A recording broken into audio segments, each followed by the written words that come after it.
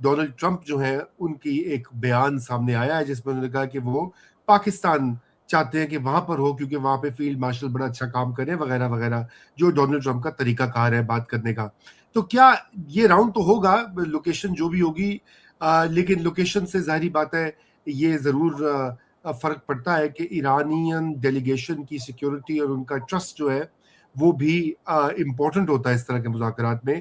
تو کیا اگر یہ مذاکرات سٹارٹ ہوتے ہیں جو کہ اس ویکینڈ پہ امکان ہے، تو کیا اس میں معاملات جو ہیں وہ زیر بحث آئیں گے اور کہاں پر پھڈا ہوگا؟ پچھلی بار تو نیوکلیئر جو ہے پروگرام کا بہانہ کیا جے ڈی وینس نے، اور کیا دوبارہ سے وہی ایشوز جو ہیں زیر بحث ہوں گے اور کہاں پر ان کا کوئی اتفاق ہونے کی امید ہے یا مزید مسئلہ بننے کی امید ہے؟ اس کے ساتھ ساتھ کچھ ہم بات کریں گے سعودی عربیہ کے حوالے سے بھی کہ جہاں پہ پاکستان کی فوجی دستے اور پاکستان کی ایئر فورس کور جو ہے وہ ان کو مہیا کیا جا رہا ہے، وہ کتنا اہم ہے، کیوں ہے، یہ ٹائمنگ کیا ہے، اس کی کیا سگنل ہے وغیرہ وغیرہ. میرے ساتھ موجود ہے جہاز حیدر صاحب، ان سے یہ باتیں ساری جانیں گے. اور فائنلی اگر ہمارے پاس وقت بچتا ہے تو پھر ہم تھوڑی سی بات یہ بھی کر لیں گے کہ یو اے ای کے حوالے سے جو نئی اطلاعات یہ بھی آ رہی ہیں کہ یو اے ای شاید کوئی کورس کریکشن کرنا چاہتا ہے. کیا وہ کر پائے گا؟ کیا یہ صرف ایک پبلک پوسچرنگ ہے؟ تو اور اس کے اسٹرکچرل مسائل جو ہے وہ تو وہیں کے وہیں ہیں. تو جناب اجاز صاحب، welcome back and thank you for your time. اور آج آپ سے بات کرنی لازمی تھی کیونکہ یہ دوسرا راؤنڈ آف ٹاکس جو ہے اگلے 24 گھنٹے میں اس کا فیصلہ ہو جائے گا. تو ذرا آپ یہ بتائیے کہ یہ مذاکرات جو ہیں کتنے کامیاب ہونے کا امکان ہے؟ جی جاز. یہ سوال ہم کتنے مطلب جب سے جنگ شروع ہوئی ہے ہم اس سوال کا جواب تلاش کرنے کی کوشش کر رہے ہیں، اور میرا جواب جو ہے وہ یہی ہے کہ جب تک یہ جو اس سارے معاملے کی جو ساختیاتی نوعیت ہے یہ تبدیل نہیں ہوگی، اس وقت تک اس معاملے کا آگے چلنا جو ہے وہ مشکل ہے. دیکھیے، ایک تو یہ جنگ، اب یہ ہم بہت دفعہ بات کر چکے ہیں but it bears repeating I guess. ایک تو یہ منجن جو ہے وہ سیٹن یاہو نے بیچا اس کو ٹرمپ کو. اچھا، ٹرمپ جو ہے وہ اس چکر میں رہا کہ جیسے وینزویلا میں معاملہ جو ہے وہ فوراً حل ہو گیا تھا تو شاید یہاں پہ بھی معاملہ حل ہو جائے. حالانکہ جو اب تک رپورٹنگ ہوئی ہے اس میں یہ بات عیاں ہو گئی ہے کہ امریکی انٹیلیجنس نے بھی، ریڈ کلف جو سی آئی اے کا ڈائریکٹر ہے اس نے بھی، مارکو روبیو نے بھی یہ بات کی کہ جو سیٹن یاہو نے پریزنٹیشن دی تھی اس کے بارے میں ریڈ کلف کا لفظ تھا فاسقل، اور روبیو نے کہا کہ you man it's bullshit. Vance کے بارے میں بھی ہمیں پتا ہے کہ وہ شروع سے اس جنگ کا مخالف تھا. بہرحال سیٹن یاہو نے یہ منجن بیچ دیا اس کو.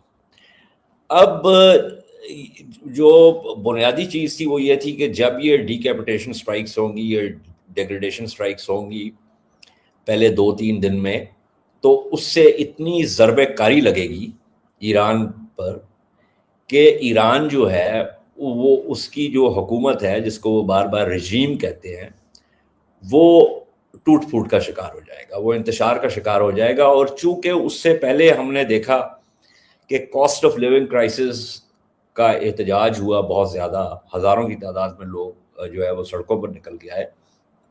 خیال یہ تھا کہ یہ لوگ سڑکوں پر نکل آئیں گے اور حکومت جو ہے وہ اتنی زیادہ غیر مقبول ہو چکی ہوگی کہ لوگ جو ہے وہ حکومت کو ٹیک اوور کر لیں گے. یہ ٹرمپ کا خیال تھا.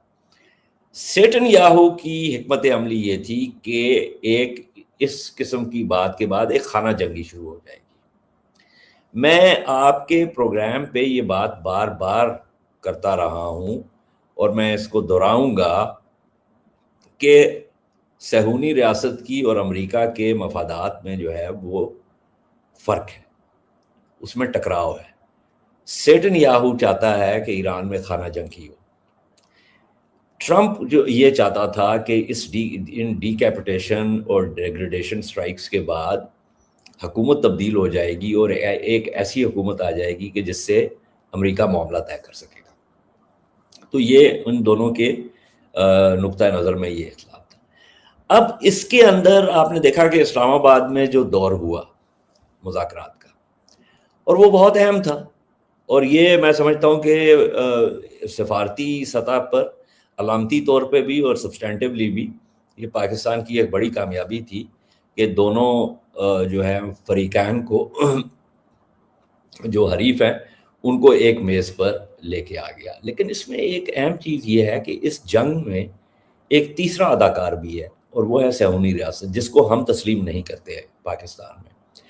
وہ تیسرا فریق جو ہے وہ میز پر موجود نہیں تھا، اور ایران جو ایک فریق ہے اس کے جو 10 مطالبات تھے ان میں سے ایک اہم مطالبہ جو ہے وہ لبنان کے حوالے سے ہے. اور ہم نے یہ دیکھا کہ مذاکرات جب ہو رہے تھے اس وقت بھی صہیونی ریاست جو ہے وہ لبنان پر اپنے حملے جاری رکھے تھی. تو یہ جو تیسرا جو فریق ہے یہ بنیادی طور پہ ایک سپوائلر ہے کہ بات چیت کو آگے بڑھنے نہ دیا جائے. ایک تو یہ اس کا سپوائلر ایلیمنٹ ہے. دوسری بات یہ ہے کہ امریکہ جب تک اس بات پر اصرار کرتا رہے گا کہ ایران کے پاس افزودگی کا جو حق ہے وہ موجود نہیں ہونا چاہیے، اس وقت تک یہ بات آگے نہیں بڑھے گی. آبنائے ہرمز کو کھولنے کا جو معاملہ ہے، جب بھی مذاکرات ہوتے ہیں کسی بھی فریق کے پاس جو لیور ہوتا ہے، اس کے پاس جو ایک پتہ آپ سمجھ لیں، کیونکہ مجھے تاش نہیں کھیلنی آتی، آپ یقیناً کھیلتے ہوں گے، تو وہ جو بھی تاش کا پتہ ہے اہم، جس کو میرے خیال میں ترپ کا پتہ بھی کہتے ہیں، وہ تو کوئی بھی ہاتھ سے جانے نہیں دے گا نا. جب تک معاملات کسی سدھار کی طرف نہیں جائیں گے تو پہلے ہاتھ تو آپ اپنا جو ہے وہ سب سے اہم کارڈ جو ہے، سب سے اہم پتہ تو نہیں کھیلیں گے. درست، بالکل. ٹھیک ہے، تو یہ معاملہ بھی ہے. اچھا، پھر یہ جو معاملہ ہے کہ میزائلوں کا جو رینج ہے اس کو کم کیا جائے، یہ بھی ایران کے لیے ممکن نہیں ہے. دیکھیں، ایران کے لیے جو چیز ممکن ہے وہ یہ ہے کہ آپ کے حوالے سے کوئی ایسی پوزیشن لیں جو کہ این پی ٹی کے آرٹیکل 4 سے مناسبت رکھتی ہو، which is to be read in conjunction with articles 1 and 2 of the NPT، کہ جس میں وہ ریاستیں جنہوں نے این پی ٹی کو سائن کیا ہے اور ریٹیفائی کیا ہے ان کے پاس یورینیم کو افزودہ کرنے کا حق موجود ہے، لیکن وہ اس حق کو صرف پرامن مقاصد کے لیے استعمال کر سکتے ہیں. فائنلی بات یہ ہے کہ جنگ سے پہلے جو معاملات تھے وہ کس طرف جا رہے تھے، اس کے بارے میں عمان کے وزیر خارجہ بدر البصیدی صاحب نے آ کر امریکہ میں بہت واضح طور پہ امریکی چینل کو انٹرویو دیتے ہوئے یہ کہہ دیا تھا کہ یہ مذاکرات جو ہیں یہ اس وقت ایک ریزولوشن کی طرف جا رہے ہیں، اور ایران نے اتنی کنسیشنز دی ہیں جو کہ جے سی پی او اے سے بھی زیادہ ہیں، joint comprehensive plan of action 2000 کہ اس سے بھی زیادہ ہے. اور وہ البصیدی صاحب نے جو انٹرویو دیا تھا وہ کوئی ایسے ہی نہیں بیٹھ کے دے دیا تھا. اس انٹرویو کے کچھ مقاصد تھے. ایک تو وہ انٹرویو انہوں نے ایران کے کو لوپ میں لیے بغیر نہیں انہوں نے دے دیا تھا، Iran was in the loop. دوسری بات یہ ہے کہ وہ اس ٹی وی چینل کے توسط سے یہ بتانا چاہ رہے تھے امریکی ناظرین کو کہ یہ معاملات جو ہیں وہ درستگی کی طرف، سدھار کی طرف جا رہے ہیں. رائٹ. اب جو البصیدی صاحب نے بات کی تھی اس کو جوناتھن پاول جو ہے وہ سیپریٹلی دا برٹش